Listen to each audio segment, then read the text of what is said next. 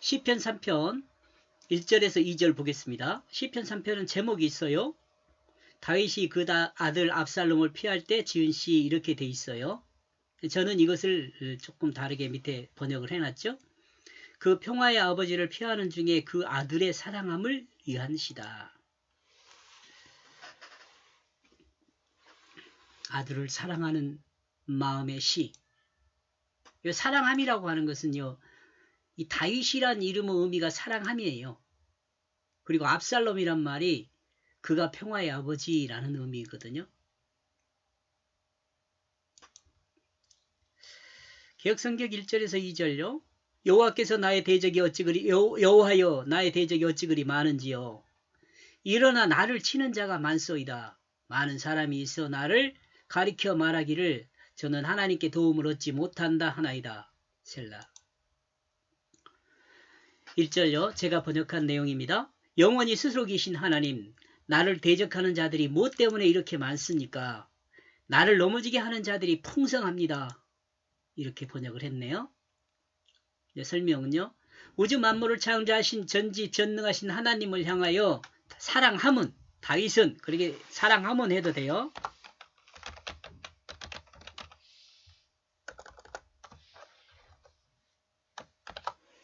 묻고 있습니다. 사랑함은이라고 말하는 게 문제가 없다는 나중에 지금 설명 나올 겁니다. 묻고 있습니다. 다윗의 이름의 의미는 사랑함입니다. 이렇게 볼 때 예수를 믿음으로 구원을 받은 사람의 마음이 진실함이고, 여기 이해하죠? 예수를 믿는 사람이 마음이 변하면은요, 마음 중심이 자기 중심에서 하나님 중심으로 변하면은요, 그 마음이요, 진실한 사람이 되는 거예요. 어느 분한테 내가 이 이야기를 했더니 잘 이해를 못 하더라고요. 자기 지식을 갖고 있으면, 다시 말하면, 나름대로 그 인간이 거듭난 상태에 대한 이해를 갖고 있으면, 제가 이렇게 마음이 진실로 바뀐다라고 설명하는 것에 대해서 공감하지 못할 수도 있어요. 인정합니다. 그런데 저는 이 예수를 믿음으로 구원을 받은 사람은 첫째, 가장 기본적으로 바뀌어야 할 것이 그 마음이 거짓, 사탄이 준 거짓, 이따 나중에 또 설명을 할 겁니다. 마음이 진실한 마음으로 바뀌어야 돼요. 진실한 마음으로 바뀌지 않고 거짓이 남아있으면 구원에 발을 디딜 수가 없어요. 이 진실한 사람이 움직이는 것은 뭘로 움직이느냐? 사랑으로 움직여요. 이것은요, 그냥 제가 단순하게 이렇게 생각한 것이 아니고 하나님의 그 진심이 사랑이라는 것으로 움직이는 그 모습을 우리에게 보여주셨거든요. 하나님의 진실이, 진리죠. 진실이 십자가 그 사랑으로 우리에게 움직임을 보여주셨었죠. 이러므로 진실한 사랑으로 사는 그리스도인을 이러므로 이제 이 같은 사람이, 그러니까 진실한 사랑으로 움직이는 사람을 대적하는 사람이 많아요. 이러므로 진실한 사랑으로 사는 그리스도를 대적하는 무리가 많다는 것을 계시하고 있다고 볼 수 있습니다. 여기요. 이 질문은, 자, 이제 나와 여러분으로 돌아오는 거죠. 이 질문은 이 땅에 태어나 하나님 말씀을 따라 살려는 모든 사람의 질문일 수 있어요. 그러니까 모든 사람이라기보다는 그리스도인이라고 합시다. 모든 그리스도인의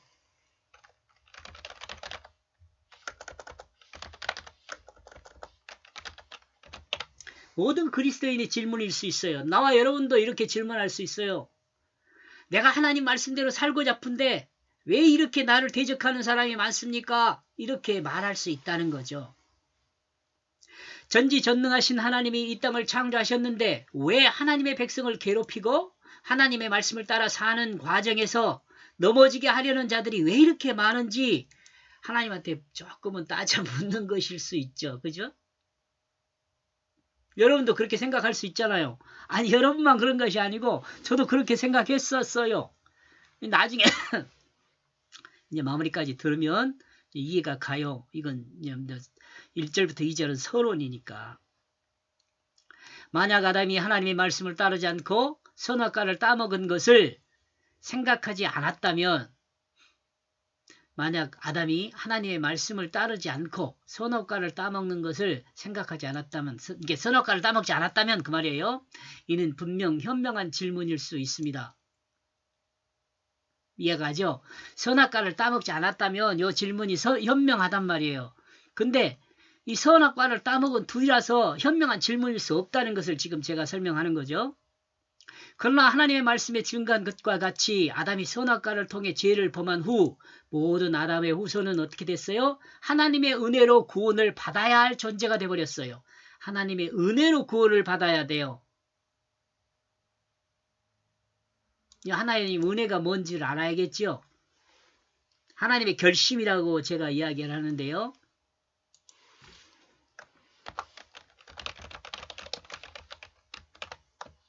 이것을 하나님의 결심을 은혜라고 저는 이해를 합니다. 하나님의 은혜요. 하나님의 결심에 의한 것으로 구원을 받아야 할 존재가 되었어요. 하나님의 결심은 뭐겠어요? 작정하심과 경륜이죠. 작정하심과 설명 나올 겁니다. 이는 아담의 모든 후손은 죄의 상태이기 때문에 죄인의 상태에 있다는 것이죠. 이는 모든 아담의 후손은 죄인의 상태에 있어요. 또 죄인이 되어 있다는 것은 아담의 모든 후손은 악하다는 것을 말하는 것이죠. 이 악하다는 것은요, 더하거나 빼는 사람이에요. 자기 기준에 따라서. 악하다는 자체가 이 악이라는 것에 대해서 좀 많이 논의가 될 수도 있겠지만, 악은 뭐냐? 쉽게 간단하게 말하면 있는 것, 사실에 더하거나 빼면 악이 돼버려요. 사실에 더하거나 빼면. 근데 사실에 더하거나 뺄 때 그 기준은 어디에 있느냐? 자기 중심에 있어요. 그 더하거나 뺀 사람은 자기 중심에. 그 악이 돼버려요. 그런 사람들이 모여 사는 거예요. 그리고 이 땅에 사는 구원받지 못한 모든 사람, 하나님 말씀을 따라 거듭나지 못한 모든 사람은 하나님의 역사를 대적하는 사람으로 존재하죠. 하나님을 향하여 막 싸움을 한다 그런 말이 아니고, 대적한다는 것은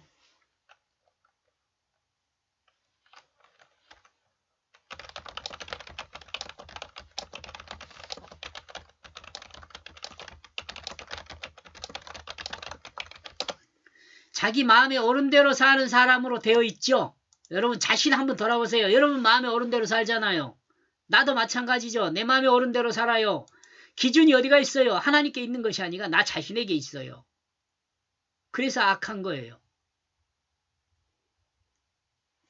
이러므로 사람을 대적하는 사람이 많습니다. 이러므로 사람을 대적하는 사람 그리스도인이라고 합시다. 그리스도인을 대적하는 사람 많아요. 또 요것을 이렇게 생각해요.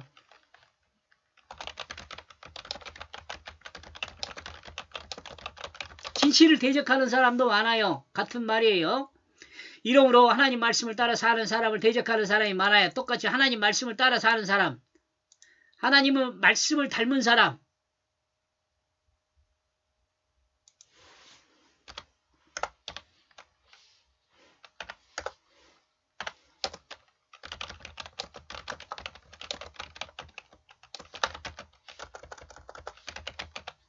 하나님 말씀을 닮은 사람을 대적하는 자들이 많아요. 하나님의 말씀을 닮은 사람은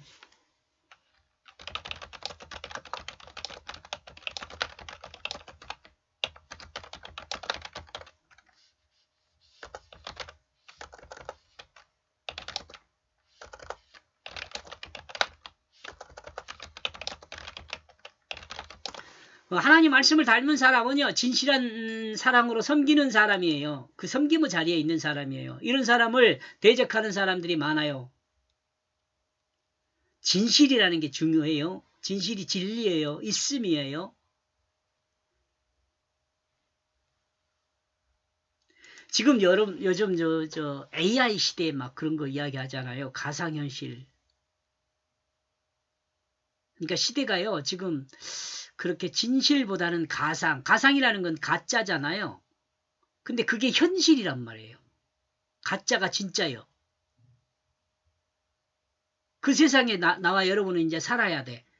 아, 쉽지 않겠죠? 하나님의 사람들이 이제는 망가져서 하나님을 대적하는 사람들이 되었습니다. 요 말은 조금 간격이 있어야겠네요. 무슨 말이냐면 이 대적하는 사람들이 많아가지고 그 유혹에 넘어가서 이제 똑같은 세속의 사람이 되었다는 것이에요.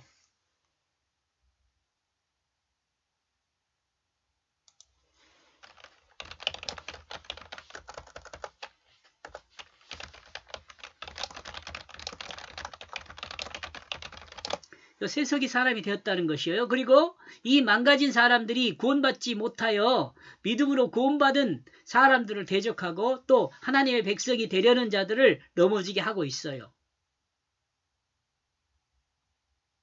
지금 압살롬이 다윗의 아들이잖아요. 다윗이 압살롬에 의해서 쫓겨가잖아요. 여러분 이제 성경을 아시겠지만. 그 생각을 하면 이 땅에 그리스도인을 대적한, 그리스도인이란 뭐라 그랬어요? 하나님 말씀을 닮은 사람요. 하나님 말씀을 닮았다는 건 진지한 사랑으로 섬김의 자리에 있는 사람, 이런 사람들을 대적한다는 거죠. 이 세상이. 이런 세상이에요. 2절, 많은 사람이 내 실존에 대하여 말하고 있습니다. 저는 하나님의 구원을 얻지 못합니다. 라고. 예, 지금 다윗은 하나님의 구원을 받지 못한다고 말하는 거나 같은 말이죠. 이 말은요.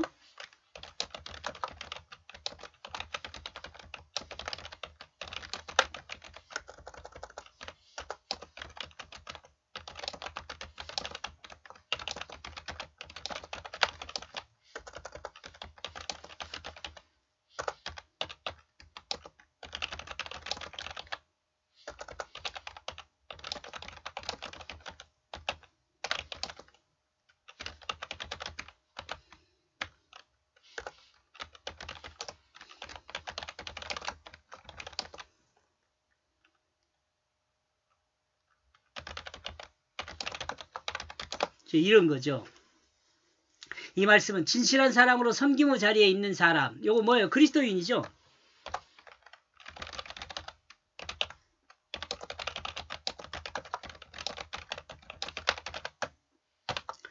하나님 말씀을 닮은 사람이고 향하여 세상이 지금 이 사람을 향하여 세상이 하나님의 구원을 받지 못한다고 손가락질하고 지적하고 있다고 지금 하는 말씀이죠. 이게 다윗의 말과 같다고 그러는데 나와 여러분의 이 말과 같다고 할 수 있죠. 어쩌면 세상 사람들이 보기에 가장 어리석은 사람은 그리스도인이라 할 수 있어요. 그렇죠?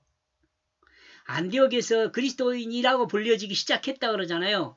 저 어리석은 기독교 예수쟁이들 그렇게 지적하는 거예요.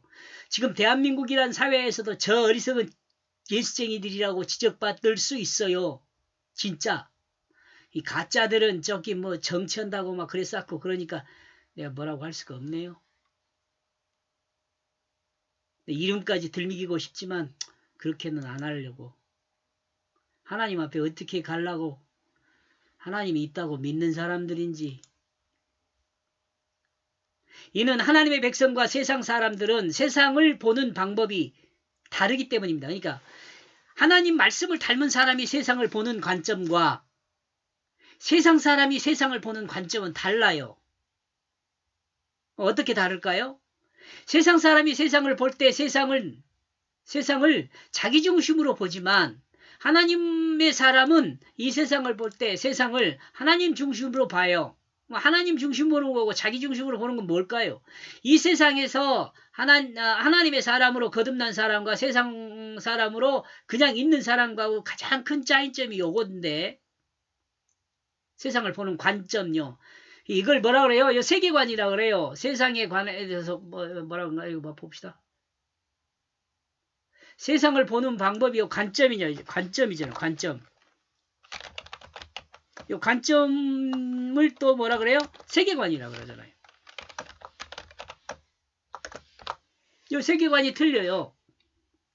자기 중심으로 세상을 보는 이 땅의 사람이 하나님 중심으로 사는 거듭난 그리스도인을 보면 웃고 또는 어리석다고 평가하는 것은 당연합니다. 그러면 진실하면 사실 등쳐먹기 딱 좋은 거거든요. 어리석다 그러죠. 그렇지만 구원받은 그리스도인은, 즉 하나님 말씀으로 거듭난 그리스도인은 세상 사람을 어떻게 볼까요? 그리스도인은 세상 사람을 긍휼히 봅니다. 이 단계에 나와 여러분이 있으면 좋겠어요. 긍휼히, 불쌍하게. 자기 편이 되기를 원하는 사람으로 보는 거예요. 자기 편이 되기를 원하는 사람.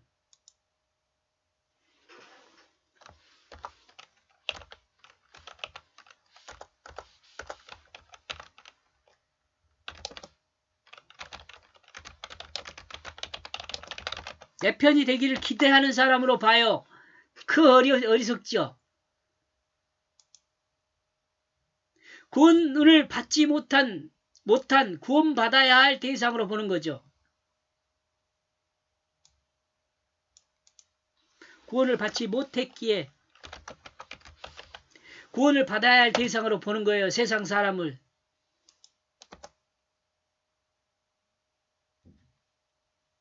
세상 사람이 보는 그리스도인의 실존은 초라할 수 있습니다. 그러나 이 초라한 현재는 영원한 생명에 비하면 비교하지 못하게 됩니다. 이게 뭐냐면 현재는 초라하지만 영원한 세상을 살 그걸 생각하면 무한 광대하게 그 영광스러운 모습이죠. 나와 여러분이 영생하는 그것을 생각하면.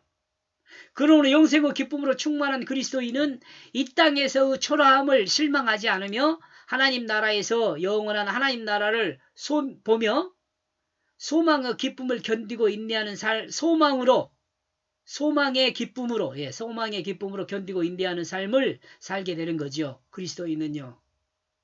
이걸 모르죠. 믿지 않는 사람은. 이 행복이 세상에 그 어떤 행복보다 크고 가치 있는 것이기에 하나님 말씀을 따르는 삶을 우리는 포기할 수가 없습니다. 나와 여러분은 포기할 수가 없어요. 이렇게 해서 1절과 2절이 주는 말씀은요. 이 땅은 구원받지 못한 세상 사람들이 많습니다. 그죠? 그러니까 우리를 대적하죠. 세상 사람들은 자기 중심으로 시작하고 결과를 기대합니다. 그러나 나와 여러분은 어때요? 하나님의 뜻으로 시작하고 섬김으로, 진실한 사랑의 섬김으로 결과를 기대합니다.